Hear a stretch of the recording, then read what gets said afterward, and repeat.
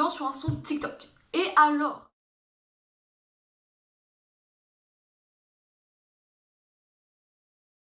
Salut tout le monde, comment ça va? J'espère que vous allez bien. Moi je suis en train de retourner mon intro et je n'ai bientôt plus de batterie, c'est génial. Aujourd'hui on se retrouve pour une nouvelle vidéo et aujourd'hui on va parler K-pop. Donc aujourd'hui on va parler de ce que c'est la K-pop. Je vais volontairement parler des sujets plutôt positifs et du bon côté de la K-pop et essayer de vous faire découvrir ce que c'est.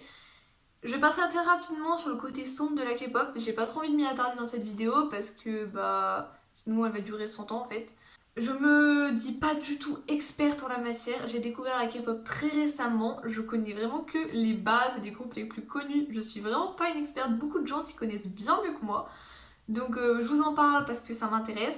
Cette vidéo n'a pas pour but non plus de vous convertir à la K-pop, je vais pas être comme une hystérique à dire ah la K-pop c'est trop bien, vite allez écouter la K-pop. La K-pop c'est génial. Non, je vous dis pas ça, moi je veux juste vous faire découvrir un genre musical. Si ça vous plaît, tant mieux. Vous pourrez ajouter quelques sons à votre playlist, ça me fera toujours plaisir. Ouais, je veux pas du tout vous convertir à la K-pop, même si c'est trop bien. J'espère qu'à travers cette vidéo, je pourrai aussi vous montrer que la K-pop c'est un sujet bien plus complexe que ce qu'on peut penser et que ce n'est pas juste un genre musical, ça a une influence de dingue. Je ne pourrai pas tout dire dans cette vidéo et là, je ferai certainement plusieurs parties. Mais c'est juste une petite intro à la K-pop pour ceux qui connaissent pas et pour ceux qui connaissent, et ben vous êtes chez vous. Cette vidéo va être certainement super longue, elle m'a demandé beaucoup de travail, donc n'hésitez pas à vous installer confortablement, à vous prendre un truc à boire, un truc à manger, à vous poser au calme devant ma vidéo, et je vous laisse apprécier mon formidable travail.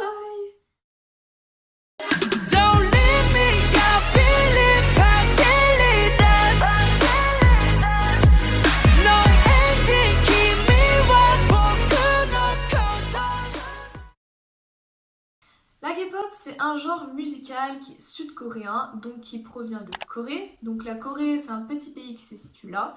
Donc c'est ni le Japon, ni la Corée du Nord, ni même la Chine, c'est la Corée. Donc c'est un petit pays qui possède sa propre histoire, sa propre culture, sa propre langue, donc le coréen. Le rôle qu'a joué la K-pop dans le développement de la Corée, parce que ouais, la Corée, ça s'est développé beaucoup grâce à sa culture. Donc la culture coréenne, c'est les bâtiments, les architectures traditionnelles et tout, il y a des trucs vraiment magnifiques. C'est aussi ses films, séries, les K-dramas aussi, j'essaierai d'en parler, en vrai ça pourrait être intéressant. Il y a le film Parasite aussi qui a eu un Oscar aux États-Unis, donc pour vous montrer que la culture coréenne vraiment elle s'est répandue de partout. Et aussi la culture coréenne c'est la K-pop bien sûr, donc on va en parler tout de suite. Pour commencer, contrairement à ce que les gens pensent, la K-pop c'est pas un genre musical qui date d'aujourd'hui, c'est pas un truc qui a émergé il y a 2 jours, genre ça date d'il y a plus longtemps que ça. La K-pop ça a émergé dans les années 90, donc juste après la crise financière de Corée. Donc ils se sont dit, on va créer des agences de K-pop. Ces agences auront pour but de former des groupes et faire de la musique et d'essayer de la répandre à l'international. Donc c'est peut-être un peu cruel à dire comme ça, mais la K-pop c'est vraiment une industrie qui a été créée pour développer la Corée, à l'origine. Donc comme je vous disais, la K-pop ça a commencé dans les années 90, avec les débuts du groupe, alors attention mon accent incroyable, Seo Taiji and Boys. Donc ce groupe a débuté en 1992 dans l'agence SM Entertainment. Donc l'agence SM Entertainment c'est une des premières agences qui a été créée en Corée. Donc ce groupe de K-pop, c'est vraiment un groupe pionnier de la K-pop et qui a mis en place les nombreux codes qu'on connaît aujourd'hui dans la K-pop. Et à l'époque, leur style était très influencé par la musique américaine de l'époque, donc c'est-à-dire le hip-hop. Et ensuite, je ne vous apprends rien si je vous dis que la musique coréenne a fait un grand boom dans le monde entier. En 2012, c'était avec ça. Oppan Gangnam Style. Gangnam Style. Oppan Gangnam Style. Eh oui, Gangnam Style, qui ne connaît pas Gangnam Style? Donc cette musique a vraiment fait le gros buzz. Ça a été la première musique à atteindre le milliard de vues sur YouTube. Et aujourd'hui, cette vidéo a 4 milliards de vues sur YouTube, c'est genre énorme. Et on a pu entendre parler enfin de musique coréenne en Europe, même si je trouve que cette musique n'est pas forcément représentative des codes de la K-pop. Donc un autre groupe pionnier de la K-pop c'est Big Bang de la YG Entertainment. Donc ce groupe a fait particulièrement succès de 2006 à 2009, même s'ils ont continué à faire des gros titres qui ont fait très connus, comme Bang Bang Bang en 2015. Je vous mets un extrait. Bang bang bang. Bang bang bang. Bang bang bang. Bang bang bang. Bon, je vous ai dit que je me disais pas du tout experte dans ce domaine. Beaucoup de gens connaissent beaucoup plus que moi sur la K-pop. Moi, je connais vraiment la base, les groupes les plus connus. Mais parce que c'est vrai que je connais la K-pop depuis vraiment pas longtemps du tout. J'ai découvert la K-pop en 2020 et je pense que je suis une des rares personnes à ne pas avoir découvert la K-pop par BTS, mais par Blackpink, oui je sais. Et du coup j'ai découvert la K-pop en 2020, c'était avec ça. How you like that? You gon' like that? Da da da da da da. How you like that? How you like that? Da da da da da. Hit you with that do do do do. La K-pop c'est avant tout une grande diversité musicale. Et pour vous donner quelques exemples, la K-pop c'est notamment du rap. 독 벗어도 어디 한번 깔아봐라 결국에는 살아남아 어떻게든 살아남아 나는 나의 함정 따위 깨라봤자 난 더 세게 밟아 답은 나라 모든 까고 보면 돼 백이는 걸 백이는 놈을 잡아다가 후배는 선배는 자기는 놈 팽이든 내가 백이든 그래 백이든 역사를 바닥에 새기는 몸도 재미도 없는 래퍼들 사이에서는 남들보다 더 Mais aussi du hip-hop, de la pop bien sûr. Je pense que c'est une des catégories les plus représentées dans la K-pop. 누가 뭐라 해도 난 나야. 난 그냥 내가 되고 싶어. I wanna be me, me, me. Got no time for haters. 지워버려. 라디라라리라라라리라리라. De la disco. 친구들 모아 한잔 할래 like a fish. Cause I'm in the stars tonight So watch me bring down fire Set the night light Mais il y a aussi des musiques plus douces, plus acoustiques, comme des ballades. 끝이 보이지 않아 출구가 있긴 한결 뜨지지 Il y a même du rock. Dans la K-pop, on peut même retrouver des sonorités orientales. Your girl need a doll and that's 100. 패킷 중에 100 내 몫을 원해. Come on get some. 딱 같지만 어쩔 순 없잖아. What's up? I'm right back. 방금 sweater cut back.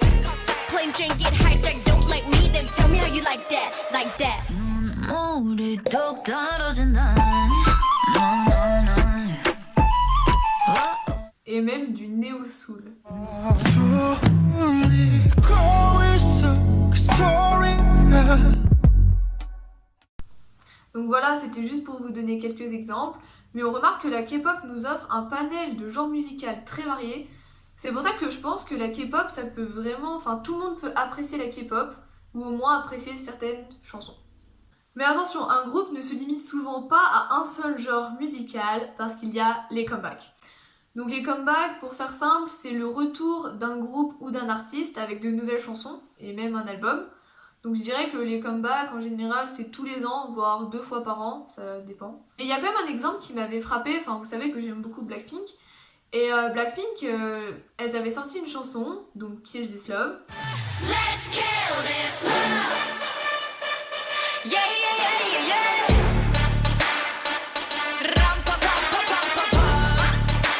Donc là, vous pouvez voir, on est plutôt sur un concept un peu badass et tout, genre méga stylé. En 2020, elles ont sorti un nouveau MV, Ice Cream. Like Moses, keep it fresh like roses. Looks so good, yeah, looks so sweet. Looking good enough to eat. Donc là, vous pouvez voir qu'on n'est plus du tout sur le même concept, on a même l'impression que c'est pas le même groupe. C'est parce que là, elles sont carrément sur un concept mignon, cute, et ouais, c'est totalement différent. Et c'est ça que j'aime bien avec la K-pop, c'est qu'on s'ennuie jamais, c'est toujours très différent et très varié ce que nous proposent les groupes. D'ailleurs, faudrait vraiment que je vous fasse une vidéo sur la culture du mignon et du cute qu'ils ont en Corée, à toujours vouloir rendre les choses mignons et tout. Franchement, c'est assez incroyable, faudrait trop que je vous fasse une vidéo là-dessus.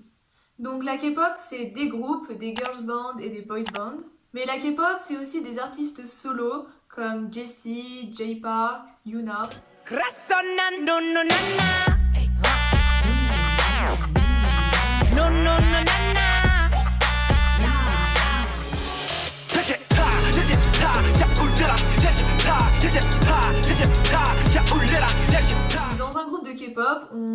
des artistes tous plus talentueux les uns que les autres. Avec chacun, on va dire, ont leur spécialité, leurs points forts. Donc on peut trouver des chanteurs, des vocalistes. Il y a également des rappeurs, des danseurs, mais aussi des visuels. Donc c'est-à-dire une personne d'un groupe qui est particulièrement beau ou belle et qui est le visuel du groupe. Comme par exemple Jin est le visuel des BTS et Jisoo est la visuelle de Blackpink. Donc la K-pop c'est aussi des MV de fou, mais vraiment des MV de malade mental. Donc pour rappel, les MV c'est des clips musicaux qui sortent avec les chansons lors des comebacks, sauf que c'est des clips qui sont particulièrement soignés, où ils ont le soin du moindre détail, où tout est parfaitement millimétré et beau, il y a des jeux de lumière, c'est vraiment incroyable. Ils utilisent très peu le fond vert d'ailleurs, ils utilisent plutôt des vrais décors pour faire plus réel et impressionnant. Et franchement, à chaque comeback, c'est tellement impressionnant leur MV qu'à chaque fois t'en as la tête retournée, mais vraiment la tête retournée, genre ils te mettent la tête à l'envers, genre c'est toujours bluffant. Je vous mets quelques extraits.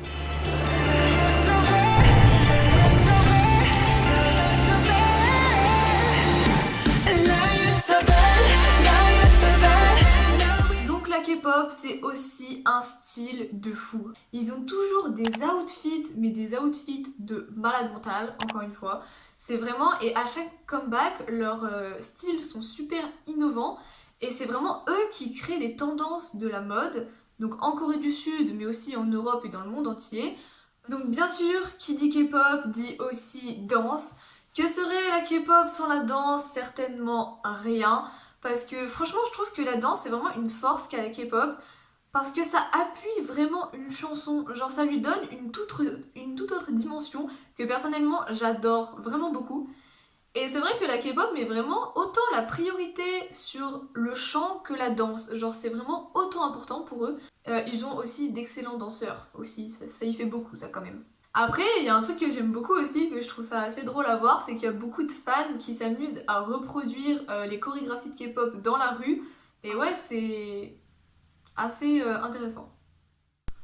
Donc bien sûr, ce mélange de danse, de chant, ce style de fou, tout ça, nous amène à des shows et des performances juste incroyables, mémorables. Vraiment des performances, mais vues nulle part ailleurs. Je vous recommande vraiment d'aller regarder, je vous mettrai des liens dans la barre d'infos. Notamment, je me rappelle, c'était le show qu'avait fait BTS au MMA, donc au Melon Music Award 2019 en Corée. C'était vraiment un show vraiment incroyable et franchement je vous conseille vraiment d'aller voir. Bon, je suis désolée, je fais beaucoup de références à BTS, mais bon, qu'est-ce que vous voulez, c'est des kings quoi, faut que j'en fasse quoi moi, voilà, bref. Donc bien sûr, les groupes de K-pop ont une communauté de fans qui est très engagée. Les fans de K-pop sont souvent critiqués parce qu'ils ont tendance à être un peu hystériques. Il y a vraiment des fans qui abusent et qui sont complètement fous, mais ça reste une minorité et la majorité des fans sont vraiment bienveillants avec leurs idoles. Donc les fanbases des différents groupes ont souvent des noms. Donc par exemple, pour les fans de BTS, ça s'appelle les ARMY. Mais bon, ça j'en reviendrai plus en détail dans ma vidéo sur BTS qui viendra prochainement. Les fans de Blackpink s'appellent les Blink. Donc les fans de K-pop ont même créé des fanchants pour montrer leur appartenance à ce groupe et montrer leur engagement, où ils prononcent le nom de leurs idoles.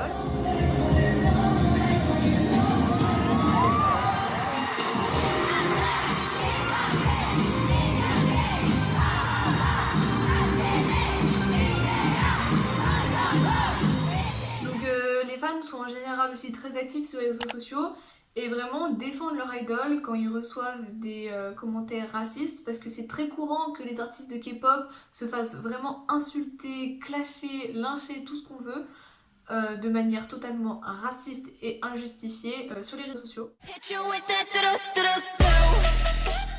Mais les fans de K-pop sont aussi au rendez-vous à chaque comeback et explosent les records YouTube. Donc par exemple BTS, à chaque fois qu'ils font un comeback avec un nouvel MV, à chaque fois ils explosent des records. Donc notamment celui de la vidéo la plus vue en moins de 24 heures. Donc ça a été le cas avec Boy With Love en 2019, où ils ont atteint plus de 70 millions de vues en moins de 24 heures. Et je dis bien en moins de 24 heures. Par la suite, en 2020, c'est le MV How You Like That qui a atteint les 86 millions de vues en moins de 24 heures et qui a re-explosé ce record. Et en 2020, l'été dernier, c'est Dynamite qui a de nouveau battu ce record avec plus de 98 millions de vues en moins de 24 heures. C'est juste énorme. Et ce MV a aujourd'hui atteint le milliard de vues. Et c'est pour ça que c'est tout le temps eux qui battent les records. C'est simple. Si on va sur Wikipédia et qu'on regarde les vidéos YouTube les plus vues en moins de 24 heures, on remarque qu'il y a beaucoup de K-pop. Bon, maintenant on va brièvement parler des côtés un peu plus sombres de la K-pop, donc des côtés un peu moins glamour et de qu'est-ce qui se passe derrière les strass et les paillettes des MV. Donc la K-pop, ça reste une industrie qui est gérée par des agences, par des labels. Donc on a les Big Three comme on dit, c'est les 3 plus grandes agences de Corée. On a aussi Big Hit, nouvellement appelé HYBE, parce qu'ils ont fusionné avec un label américain d'ailleurs. Faudrait que j'en vous en parle de ça aussi, mais bon, j'ai plein de trucs à vous en parler de toute façon. Donc comme je disais, il y a une grande partie des choses qu'on ne montre pas. Il y a toute une partie immergée de l'iceberg qu'on ne voit pas et qui reste très floue. Donc nous allons brièvement parler du fonctionnement des agences. Donc les agences en Corée, donc c'est labels, organisent des auditions à l'international pour recruter des jeunes talents, donc des personnes ayant entre 12 et 13 ans, qui les recrutent au sein de leur agence pour les former, donc on les appelle alors des trainees. Les trainees sont formés dans une formation qui est extrêmement exigeante et sélective. Et on leur apprend la danse, on leur apprend le chant, on leur apprend l'acting, on leur apprend à poser, on leur apprend à devenir une star. Ils travaillent très dur, il y a une compétition qui est vraiment atroce, ils travaillent plus de 14 heures par jour, c'est vraiment, pour des adolescents, c'est vraiment un rythme insoutenable. Mais cependant, là il y a une arnaque, bon, je sais pas si c'est une arnaque, hein, mais rien ne leur garantit d'intégrer un groupe de K-pop un jour, parce que sur 100 trainees, il y en a peut-être que 5 ou 10 qui intégreront un groupe. Makes K-pop. K-pop is the time that we spend as a trainee. We all live together, sort of like a boarding school, like a training version. They need you to be at their standard in every single subject. 저 같은 경우에 처음 들어왔을 때 레슨도 너무 많았어서 진짜 하루에 춤 레슨도 막 3-4개씩 받으면서 막 연습하고 완전 보컬 레슨도 막 2 선생님, 3 선생님 해서 막 받고 막 그때 제일 힘들었죠, 근데. We'd get a day off every fortnight and then practice again for another 13 days. So like 14 hours a day just training. Et en plus, une fois intégré un groupe, rien ne te garantit que ton groupe va marcher. Parce qu'en Corée, il y a beaucoup de groupes de K-pop. Et il y a une très forte concurrence et beaucoup de groupes de K-pop flopent dès leur lancement et ne continuent pas, font qu'une ou 2 chansons et ne poursuivent pas. Surtout que ces gros labels ont tendance à, si tu n'es pas pris, tu dois rembourser ta formation. Donc vu que tu es logé, nourri et entraîné par des professionnels, ça coûte très cher. Donc, c'est pour ça que c'est très risqué d'intégrer une agence. Il y a le documentaire de Blackpink qui est très bien à ce sujet. Et ouais, c'est un fonctionnement assez particulier dont on n'a pas forcément l'habitude en Europe et aux États-Unis. Enfin, je pense même qu'en France, ça ferait scandale, ça serait même pas accepté. Mais petit truc à dire, c'est ce qui fait après qu'on a des talents autant talentueux, bon ça veut rien dire, c'est pas grave, et qu'on a des personnes autant polyvalentes dans leurs compétences. Parce que oui, les agences ont tendance à un peu exploiter leurs trainees et même leurs idoles plus tard, parce que la K-pop, ça reste une industrie qui est là pour faire de l'argent. C'est le seul truc que je trouve un peu chiant avec la K-pop, c'est que t'as souvent des groupes très attachants et tout, mais ils sont un peu bridés par leur agence, et ça vraiment ça me saoule. Et je crois que je suis pas la seule, il y a beaucoup de gens qui sont saoulés par les agences des groupes de K-pop. Et beaucoup de groupes n'ont pas forcément une liberté artistique assez grande. À l'exception des BTS peut-être. Donc ouais, je vous ai montré que la K-pop ça a vraiment été créé à l'origine pour développer la Corée et faire de la monnaie. Et on peut remarquer que ça a vraiment fonctionné parce que cette industrie s'est développée et a touché des millions de personnes. Mais au-delà de ça, je pense que la K-pop c'est vraiment plus qu'une industrie parce qu'elle a pu toucher des millions de personnes à travers le monde sur tous les continents de la planète. Beaucoup de fans y ont trouvé quelque chose dans la K-pop, y ont trouvé un refuge, ont pu s'identifier aux membres du groupe et ça a pu les faire avancer dans leur vie. Donc je pense vraiment que la K-pop c'est plus qu'une industrie et que ça dépasse bien cela. Ces derniers temps, la pop américaine a vraiment tendance à reculer et à ne plus être autant importante qu'à une autre époque. Et peut-être que la K-pop est le futur de la pop américaine, ça serait pas impossible. Bon, la pop américaine a tellement de progrès à faire, que ce soit dans leurs clips, que ce soit dans leurs chansons, que ce soit dans le contenu qu'ils proposent. Ils ont tellement à s'inspirer de la K-pop et je pense que c'est pour cela que le label de BTS a fusionné avec le label américain d'Ariana Grande et de Justin Bieber. La K-pop et la culture asiatique en général, parce que je ne vais pas parler, mais même le Japon avec les mangas et tout, c'est vraiment, ça influence de plus en plus le monde et franchement je trouve ça génial que la culture asiatique se répande. Mais elle fait face à certaines difficultés comme le racisme, donc il y a un racisme envers les asiatiques. Moi dès que je parle de BTS à des gens, c'est ah, c'est les petits chinois, c'est ça. Bah non, c'est pas les petits chinois en fait. Et ça c'est vraiment assez pesant pour les fans de K-pop je pense. Et ouais, il y a beaucoup de préjugés que j'espère casser avec cette vidéo. La K-pop c'est un sujet très complexe et je ne peux vraiment pas tout dire parce que vraiment ça prend vraiment trop de temps. Là je pense que je vous ai dit à peine 3% de ce que représente la K-pop. Mais après je pense que ça peut être une bonne introduction pour ceux qui ne connaissaient vraiment rien. Ceux qui connaissaient déjà la K-pop, bah, je pense que je ne vous ai pas forcément appris grand chose. Par contre, je tiens à préciser que pour faire cette vidéo, elle m'a demandé beaucoup de travail. Je me suis inspirée de 3 vidéos, donc ces 3 vidéos là elles s'affichent et je vous les mettrai en barre d'infos, allez les voir parce que je me suis vraiment inspirée de ces vidéos qui je trouvais très bien faites. Là ça fait 2 heures que je tourne, j'espère qu'elle sera pas trop longue vraiment, si vous êtes là jusqu'à la fin, bah bravo à vous. Donc n'hésitez pas à vous abonner, à mettre un like, à activer la cloche bien sûr, partagez cette vidéo, surtout si vous connaissez des gens qui sont fans de K-pop, partagez la vidéo et même à des gens qui sont pas fans de K-pop, ça leur permettra de découvrir, ça pourrait être sympa. Et puis voilà, j'espère que cette vidéo vous a plu, que je vous ai pas trop ennuyé. Normalement il y aura un montage dynamique que je vais mettre 10 ans à faire bien sûr et ça fera pa. Donc voilà, j'espère que cette petite vidéo vous a plu. Toutes les musiques que vous avez vues ici sont dans une playlist que j'ai créée, que vous pouvez aller voir normalement. Et la playlist, je serais de la mettre en barre d'infos, je sais pas trop comment ça fonctionne encore. Comme ça, s'il y a des musiques que vous connaissez pas, que vous voulez aller voir, bah, vous pourrez. Moi, je vous dis à bientôt pour de nouvelles aventures. Ciao!